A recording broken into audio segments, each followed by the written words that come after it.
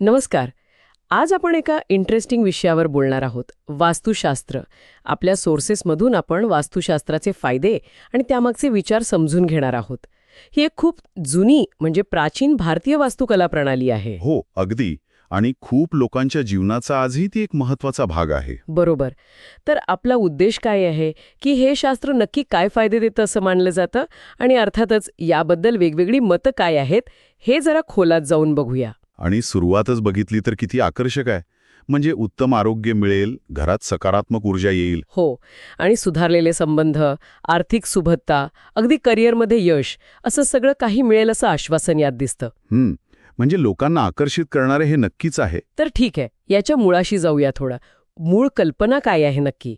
म्हणजे दिशा आणि नैसर्गिक घटक जसे पंचमहाभूत यांच्या अनुसार घराची किंवा कामाच्या जागेची रचना करायची. आणि त्यातून एक प्रकारचा सुसंवाद, एक हार्मनी साधायची. बरोबर, अगदी. पण यामागे विचार काय असतो नेमका, की हे कसं काम करतं असं म्हणतात? विचार असा आहे की आपली जागा म्हणजे घर किंवा ऑफिस हे फक्त 4 भिंती नाहीत. ते एक ऊर्जा क्षेत्र आहे, असं वास्तुशास्त्र मानतं. ओके, ऊर्जा क्षेत्र. हो. आणि मग योग्य दिशेला योग्य गोष्ट ठेवली, समजा पाण्याची टाकी ईशान्येला ठेवली किंवा स्वयंपाकघर आग्नेय दिशेला ठेवलं, तर सकारात्मक ऊर्जा आपण खेचून घेऊ शकतो. आणि जी नकारात्मक ऊर्जा असेल ती टाळता येते. आणि भारतात ही कल्पना सांस्कृतिकदृष्ट्या इतकी खोलवर रुजलेली आहे. म्हणजे अनेक लोक घर बांधताना किंवा अगदी इंटेरियर करताना सुद्धा वास्तू सल्लागारांना विचारतात, याच फायद्यांच्या अपेक्षेने. म्हणजे हे फक्त बांधकाम किंवा डिझाईन पुरतं मर्यादित नाही, त्याचा आपल्या आयुष्यावर म्हणजे आरोग्य, नाती, अगदी आपली फायनान्शियल कंडिशन या सगळ्यावर परिणाम होतो असा दावा आहे. बरोबर, अगदी तेच. आपल्या सोर्सेसमध्ये घराचं मुख्य दार कुठल्या दिशेला असावं किंवा अगदी झोपताना डोकं कोणत्या दिशेला असावं याचे सुद्धा नियम दिलेत. हो, वाचलं मी ते. आणि असा विश्वास आहे की हे नियम पाळले तर घरात शांतता नांदते, समृद्धी येते, कुटुंबाचं आरोग्य सुधारतं. म्हणजे एक प्रकारे आपल्या जागेवर कंट्रोल मिळवण्यासारखं आहे हे.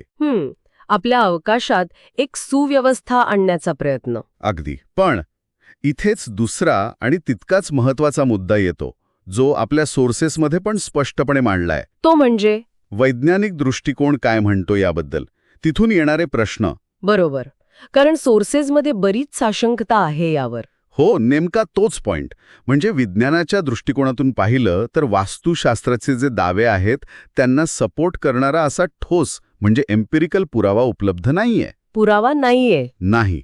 आणि म्हणूनच अनेक आर्किटेक्ट्स, इंजिनियर्स, सायंटिस्ट्स याला सरळ सरळ छद्मविज्ञान म्हणजे स्युडो सायन्स मानतात. Pseudo science.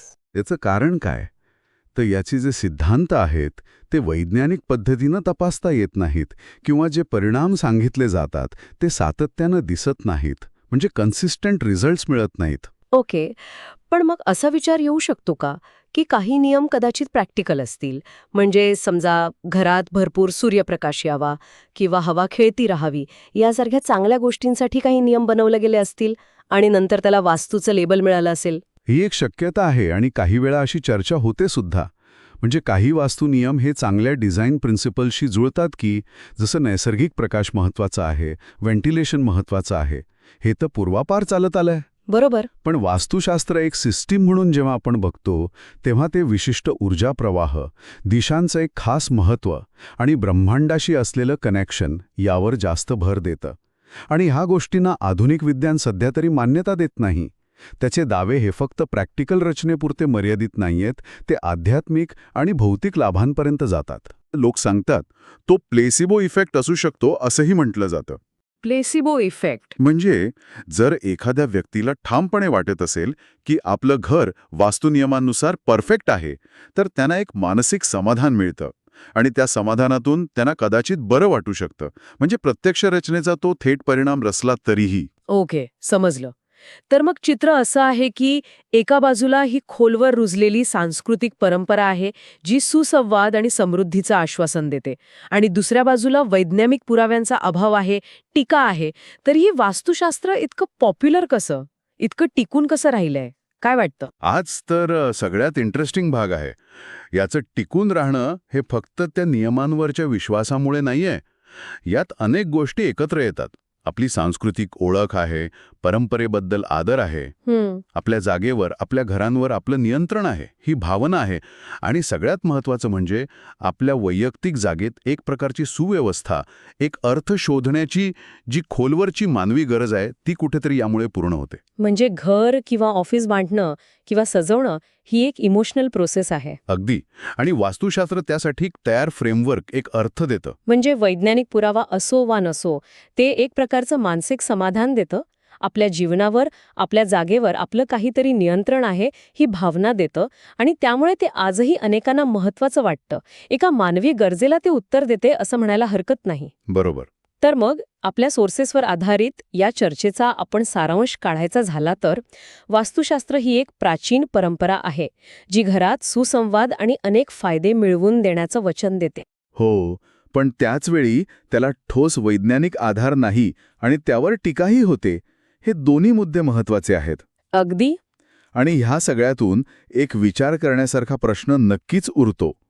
आपल्या राहण्याच्या किंवा कामाच्या जागा आपण कशा डिझाईन करतो? यात आपण परंपरेला, आपल्या विश्वासाला आणि मानसिक समाधानाला किती जागा देतो? आणि वैज्ञानिकदृष्ट्या मोजता येणाऱ्या परिणामांना किती? हा विचार करण्यासारखा मुद्दा आहे. आणि याही पलीकडे जाऊन कदाचित असा प्रश्न विचारायला हवा की एखाद्या सिस्टीमचं पालन केल्यामुळे जी सुसंवादाची भावना मिळते, जरी ती फक्त श्रद्धेवर आधारित असली तरी तिचा काही खरा म्हणजे मानसिक किंवा भावनिक फायदा असू शकतो का, जो वैज्ञानिक निकषांमध्ये बसणारा नाही पण तरीही महत्त्वाचा असेल? आपल्या मनात आणि आपल्या जागेत जे नातं आहे त्यावर विचार करायला लावणारा हा प्रश्न आहे.